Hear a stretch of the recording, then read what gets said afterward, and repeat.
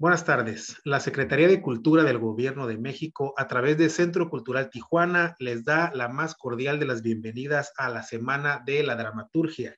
Y en esta ocasión nos encontramos aquí charlando con la dramaturga Amaranta Leiva. Amaranta Leiva, ¿cómo estás? Buenas tardes. Buenas tardes, Omar, y gracias por la invitación. Muy bien. Muy bien, Amaranta. Para las personas que recién te están conociendo a través de este medio, de este contenido, platícanos por favor de manera muy breve, acerca de tu labor dentro de la dramaturgia, por favor. Bueno, pues yo me dedico ya desde hace varios años a escribir historias para niñas y niños. Digamos que cuando descubrí la dramaturgia y cuando me di cuenta que quería escribir obras de teatro, empecé a escribir desde el punto de vista de la infancia. Y entonces, pues, soy conocida, digamos, por mis textos y por mis obras en las que actúo de teatro para niñas y niños, tanto en México como en el extranjero. He girado mucho y mis obras se han presentado pues en muchos teatros del país. He girado mucho por Estados Unidos, por Canadá, hubo un tiempo que estuvimos mucho en España y sobre todo trabajo con la compañía Marionetas de la Esquina, que residimos en la Ciudad de México y tenemos un centro cultural que se llama La Titería. Muy bien, dentro de las múltiples facetas tuyas como dramaturga, noto que hay diversos proyectos, programas a través de esta compañía de títeres, pero noto que hay un proyecto nuevo, o mejor dicho, una puesta en escena, si así se podría decir, llamada Aprender y Olvidar. ¿Qué nos puedes platicar de ella? ¿Cómo nace? Bueno, Aprender y Olvidar nace de las ganas de escribir un texto donde yo quería ver a dos personajes, a un abuelo que está perdiendo la memoria y a su nieta chiquita que está aprendiendo a leer, escribir y aprendiendo el mundo, digamos, ¿no? Entonces, estos dos opuestos en la vida donde uno va olvidando y el otro va aprendiendo justamente. Y esto se juntó con un proyecto de coproducción con una compañía de Vancouver, PH Theater, y el director le interesó mi texto, la historia, y empezamos a trabajar juntos. El texto que estrenamos hace menos de un mes aquí en La Titería es la cuarta versión de lo trabajado en 2 años. Fuimos pasando por diferentes etapas de investigación para hacer el montaje y dependía mucho, el primer texto tenía que ver mucho con esta relación abuelo-nieta. Después estuvimos explorando mucho un personaje, un tercer personaje que era el nieto que contaba como narrador, pero luego pasó que al tener un narrador todo se iba como hacia el pasado, la añoranza, la melancolía de quien va perdiendo la memoria y yo sentía que me alejaba de la verdad, de cómo viven y cómo sienten la vida, digamos, los que tienen demencia o los que tienen Alzheimer. Después pasamos una tercera versión de un abuelo justamente hablando con su propia memoria o con su niño, pero se volvía muy falso, siento yo, ¿no? O sea, podía ser un texto simpático, poético, pero se alejaba mucho de otra vez de cómo son las personas que tienen demencia y Alzheimer. Y en esta cuarta versión lo que trabajamos fue, la regla era contar todo en el presente que caracteriza a un niño chiquito de preescolar y a una persona con demencia. Que las personas con demencia les cuesta organizar hacia atrás qué hicieron ayer, qué pasó ayer. No sé si te ha tocado estar cerca de alguien que a los 15 minutos te vuelve a preguntar lo mismo, están muy ubicados en el presente, y pues igual pasa con los niños chiquitos, ¿no? Juegan en el presente, hacen en el presente, todavía no organizan bien en el futuro y les cuesta establecer el pasado. Entonces, la convención fue mantenernos en el presente durante toda la obra. Y así surge este montaje de Aprender a Olvidar, en el que el texto se organizó para que quien hace al abuelo sea, ya sea un actor o una persona con demencia que no conozca el texto y que entre a la escena por primera vez, como lo que le pasa a alguien que tiene demencia y que no se puede ni aprender líneas, no se puede memorizar, no se acuerda qué acaba de pasar y no sabe hacia dónde va. Entonces, el texto y los personajes van conduciendo a ese actor a que juegue en ese momento cotidiano del presente de ese abuelo. Y resulta que, bueno, mi papá, Lucio Espíndola, es un texto que hice en homenaje a él, que pues, empezó a perder la memoria ya hace algunos años, pues dejó de actuar, dejó de escribir, dejó de estar trabajando, digamos, activo. Y para probar el texto, pues lo pusimos a él, ¿no? A jugar con nosotros en escena, y funcionó, empezó a funcionar y empezó a funcionar. Y entonces hicimos unas funciones de prueba, funcionó bastante bien, y ahora estamos en una temporada de un mes nada más, porque no sabemos cómo resulte. Cada función, digamos, ahorita es como un albur de a ver en qué estado viene él, qué tanto va a jugar, qué tanto está abierto, qué tanto está cerrado. Ha habido funciones en que está un poco desesperado, hay unas que está súper relajado para jugar, y entonces lo que hace es que nosotros le vamos dando las pautas como personajes, y él le dejamos el espacio para que reaccione a esas pautas o esas actuaciones, y de allí pues lo dejamos que improvise, y a veces esas improvisaciones pues nos ponen locos a los otros dos actores, pero justamente el chiste es lograr un tete a tete entre él y nosotros, donde pues él quede muy bien parado, ¿no? Más bien los que quedamos mal somos nosotros. Muy bien, me resulta sumamente interesante que con esto que tú me platicas, entonces significa que evidentemente ninguna función es igual, todas son distintas, lo cual, híjole, me llama mucho la atención este tipo de dinámicas, y más cuando son puestas en escena, porque pues es prácticamente un albur, ¿no? Es una moneda al aire, no sabemos qué va a suceder y estamos confiados ahora sí que de la dinámica prevista. Sí me preguntaba mientras te escuchaba si de alguna manera tú habías estudiado a través de diversos testimonios, perdón, o lo habías visto en casa. Yo en lo particular, yo tengo una niña que ya conociste por ahí en una presentación, y obviamente su cómplice de toda la vida es su abuelo, igual. Y realmente es bien complejo porque parecen edades en las que parece que están en el mismo nivel de comunicación, de entendimiento, de medir a veces las consecuencias, porque también una persona mayor deja de medir las consecuencias de lo que hace, ¿no? Y se vuelven, no sé, yo miraba a mi niña con su abuelo todo el tiempo, y de repente me recordaban a estos personajes de Masha y el oso, ¿no? Que el oso pareciera el abuelo que todo el tiempo está cuidando a la nena. Pero bueno, regresando al punto, mi pregunta es la siguiente. ¿Hay algún género literario con el que mayormente te identificas al momento de crear estos textos dramatúrgicos? Digamos que siempre parto de pensar que va a ser una obra de teatro, es porque pues así ha sido mi formación, a lo mejor ya es como mi sino. Lo que sí es cierto es que cada vez más me permito pensar si la historia puede ser también para narrativa, ¿no? Y entonces fue así como empecé a explorar, escribí una novela que se llama El Intruso, y ahorita tengo otra que se llama Superheroínas, que va a ser una serie. pero creo que, o trato siempre de pensar para el teatro, ¿no? Que es lo que conozco y como actúo las historias, pues también pienso desde como actriz, pues, ¿no? Como titiritera.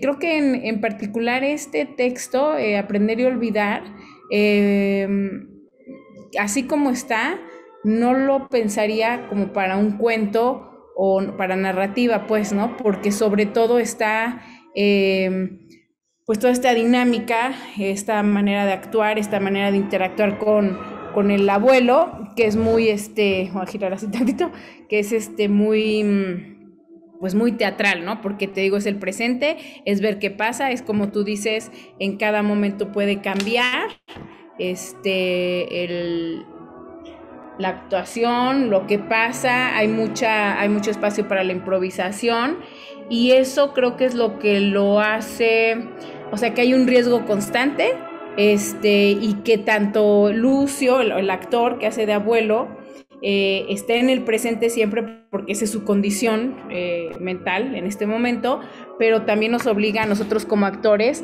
a estar en el presente, ¿no? No podemos ni decir, ni confiarnos a soltar un texto memorizado, ni no estar, ¿no? Ni aburrirnos, ¿no? Entonces, eso es el teatro. Entonces, por eso para mí este texto sé que es teatral, ¿no? No he pensado, por ejemplo, hubiese sido cuento cuando estaba el nieto como narrador contando hacia el pasado, ¿no? Claro. ¿Cuáles son tus referentes?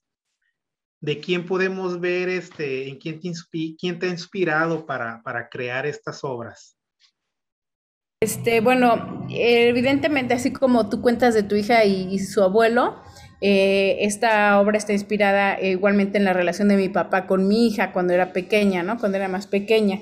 Porque sí, o sea, a mí me maravillaba cómo la manera en que jugaban y cómo mi hija lo jalaba a estar activo en un presente sin que él se angustiara o se enojara o se sintiera en riesgo cuando al mismo tiempo tener a una niña chiquita y a un abuelo con demencia solos en una casa, el riesgo está constante. Entonces en la historia también jugamos con eso, ¿no? O sea, la mamá dejó a los niños solos con el abuelo un rato mientras ella se fue a solucionar otros asuntos y entonces ya de ahí empieza a haber una tensión en el espectador, ¿no?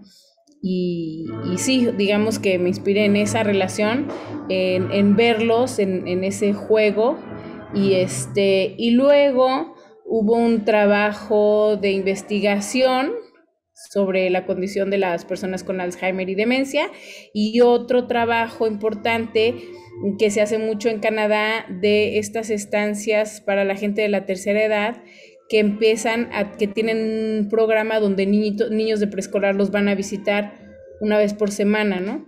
Entonces la guardería visita a las casas hogar de ancianos y entonces ver cómo jugaban, cómo interactuaban grandes y chicos, también lo estuve observando mucho.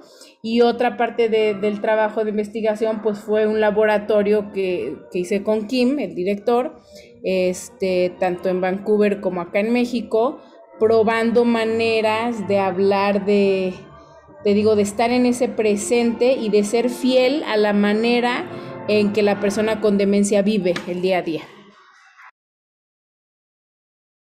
Muy bien. ¿Creas tus textos pensando en que algún productor, director tome la obra o de cierta manera los creas pensando que tú los vas a producir? Noto que hay quienes ya los trabajan, no eres propiamente tú, por lo que estoy entendiendo. ¿Cómo surge esto y qué tanta presión tú sientes, tanto compromiso al momento de escribir para lograr que ese texto se apropie por otra mente creativa en el escenario? Qué pregunta. Bueno, depende mucho. Como Marionetas de la Esquina es mi compañía, trabajo en ella. Cuando escribo generalmente lo hago pensando que lo voy a montar con ellos. ha pasado que después ya que estrené, digamos, el texto queda como producto independiente, ¿no? Y entonces ya lo empiezan a montar otras compañías, otros artistas, etcétera. Y en ese momento trato de no meterme, o sea, sí siento que cuando alguien elige un texto para montar, pues yo no necesito estar, o sea, ya ellos deciden qué universo van a crear, cómo lo van a trabajar, etcétera, ¿no? Pero cuando estoy escribiendo, sí siento la responsabilidad, uno, de hacer una historia que valga la pena contar, porque ya de por sí hacer teatro cada vez es más complicado, ¿no? Entonces, ¿por qué voy a montar esta historia? O sea, ¿por qué es importante para mí, Amaranta, contar esta historia para que luego lleve todo el esfuerzo de ser montado en escena, ¿no? Creo que esa siempre ha sido como mi responsabilidad. Muchas veces esta responsabilidad y preocupación ha hecho que no escriba libremente algo porque siempre estoy pensando, tengo que cuidar, por qué lo voy a hacer, por qué voy a echar a andar toda la maquinaria teatral, digamos, para que se monte esta historia. Pero pues finalmente, o sea, crecí, nací en el teatro, entonces todavía no puedo cambiar el switch a pensar de otra manera. Y ¿Ves mira que lo estoy tratando de hacer. miras a futuro tu trabajo como dramaturga en manos de algún reconocido productor o director? Un sueño por ahí que tengas, que digas, mi top sería que fulano de tal montara uno de mis trabajos. ¿Quién sería esta persona? No tengo esos sueños guajiros. Soy demasiado local. Por una época yo quería que me montara Gervais Godreau, el esposo de Suzanne Lebeau. Este, Ahora que he trabajado mucho con Kim en este montaje, también de pronto veo cada, cada cultura es un mundo para los montajes. Y pues aquí en México, no sé, o sea, pues los directores que admiro no fijan mucho su atención en el teatro para niños. Entonces, mira, ni siquiera me había puesto a pensar en esto que me estás preguntando. ¿Miras de alguna manera tus textos en alguna serie, llámese de televisión o alguna serie animada? ¿Pudiera ser? Sí, eso estaría padrísimo, ¿no? Pienso en las superheroínas que las hicieran serie, estaría padre ahorita que lo dices. Y sí, por ejemplo, muchas veces me preguntan si no pienso hacer secuelas de mis personajes o de libros. Debería tomarme un tiempo para pensar de esa manera. Pasa que de pronto, no sé si te pasa, pero a mí me levanto en las madrugadas y pienso y tengo una idea y otra idea y otra idea, y de pronto son demasiadas ideas, a veces muy desordenadas, a veces sueltas y se me pierden, pero siempre regreso al teatro, ¿no? Y a montarlo con mi compañía, a lo mejor sí, y sí, estaba pensando, a lo mejor es momento como de ir abriendo otros panoramas, y justo las superheroínas, abrió este otro panorama, la novela del intruso también, pero por ejemplo pasa que en la literatura pues el libro termina, se va y inicia su propio camino, ¿no? Ahorita me acaban de avisar que la superheroína se va a volver audiolibro, por ejemplo, y pues son otras maneras, ¿no? Y el teatro yo lo siento como que es muy todavía de un hijo que no sueltas. Muy bien, Amaranta Leiva, como dramaturga, ¿cuál es tu regalo? ¿Cuál es el mensaje, ese futuro que le piensas dejar a la niñez a través de tu trabajo? ¿Qué pretendes dejarles? ¿Cuál es ese mensaje? ¿Qué quieres que vean y que aprendan de tu trabajo? Creo que un poco lo que trato de buscar con mis personajes es una fidelidad con su pensamiento, ¿no? Con la voz del personaje, así como lucho mucho por conseguir personajes que realmente hablen desde su voz interior. quizá eso es lo que trato, ¿no? Cuando escribo historias, que los niños primero se vean reflejados en ese personaje, pero que se vean reflejados por la honestidad en cómo está siendo creado o escrito ese personaje, ¿no? Para mí es muy importante, ¿no? Que las niñas y niños tengan espacio para, primero, para escucharse a sí mismos, y con esa escucha a sí mismos vayan creando pues una manera de pensar, una manera de oírse, una manera de ser escuchados y una manera de crear sus propias historias, ¿no? Creo que eso es algo que me obsesiona y creo que ese es el camino que hago con ellos. Claro que sí, para ir cerrando esta rica charla, invítanos por favor a conocer tu obra Aprender y Olvidar. Para la gente que a lo mejor ahorita que esté viendo este contenido vaya a investigar un poco, invítalos por favor, qué van a poder encontrar, en dónde te pueden seguir, en dónde se está presentando y demás. Bueno, pues Aprender y Olvidar ahorita se está presentando sábados y domingos a la 1 de la tarde en la Titería, aquí en la Ciudad de México. Ahorita las funciones son presenciales, trataremos de volverlas por streaming, pero por la naturaleza de este proyecto todavía no hemos pensado en ello. Va a estar todo el mes de octubre y lo que intentamos es tener diferentes temporadas según los diferentes experimentos que vayamos haciendo. A lo mejor vamos a invitar a otros abuelos y abuelas a hacer este personaje. Esa es la idea, ¿no? Como ir probando qué pasa. Y la información de funciones y temporadas está en la página de la Titería, que es latitería.mx. Y si no, estamos en Twitter como @latitería y en Facebook como La Titería. Amaranta Leiva, ha sido un placer platicar contigo, seguir conociendo tus proyectos, que ya de alguna manera he venido siguiendo tus actividades dentro de redes sociales. Para nosotros, Centro Cultural Tijuana, es gratificante a través de la Semana de la Dramaturgia tenerte con nosotros charlando. Entonces, a nombre de la Secretaría de Cultura del Gobierno de México y Centro Cultural Tijuana, yo te agradezco tu presencia y esta charla, esperando el próximo año, ojalá se nos haga tenerte aquí de manera presencial. Muchísimas gracias, yo también estoy muy, muy contenta. Gracias. Hasta pronto.